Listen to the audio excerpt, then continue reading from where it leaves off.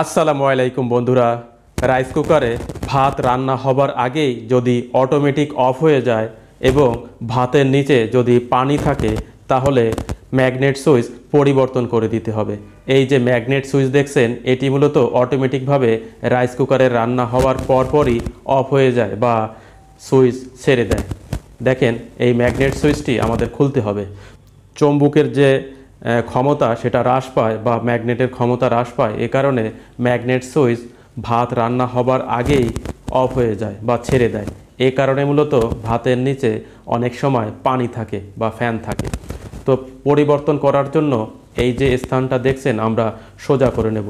Magnet সুইচের যে stick রয়েছে এই স্টিক আমরা সোজা করে এই গ্রুপ থেকে বের করে নেব।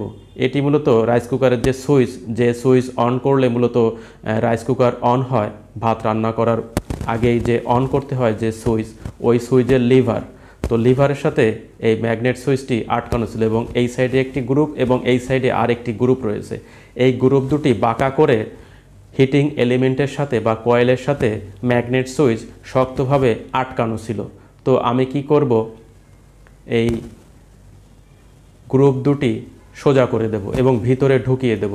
তো ভিতরে ঢুকিয়ে দিলে দেখেন ম্যাগনেট সুইচ এমনিতেই নিচে পড়ে যাবে এবং এই যে পড়ে গেছে। এই দেখেন পুরাতন ম্যাগনেট সুইচটি। নতুন একটি ম্যাগনেট সুইচ আমি মার্কেট হতে নিয়ে আসছি, যা আমার কাছ থেকে 35 টাকা নিয়েছে।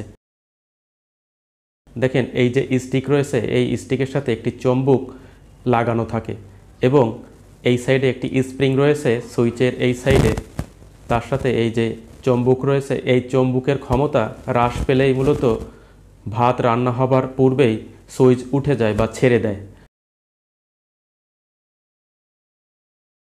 এবং এইভাবে ধরে এই যে গ্রুপ রয়েছে স্টিকটি এই লিভারের সহিত আটকিয়ে দিতে হবে, এই যে লক করে দিতে হবে এবং একটি নোজ প্লেয়ার বা কম্বিনেশন প্লেয়ার ব্যবহার করে এখানে সোজা করে দিতে হবে। তাহলে এই ম্যাগনেট সুইচের যে স্টিক তা এই লিভারের সাথে আটকে যাবে এবং ম্যাগনেট সুইচের দুই সাইডে যে গ্রুপ ছিল এবং এখানে 3টি লক রয়েছে, এই 3টি লক যাতে এই লিভারের সহিত বেঁধে না যায় সেটা খেয়াল রাখতে হবে।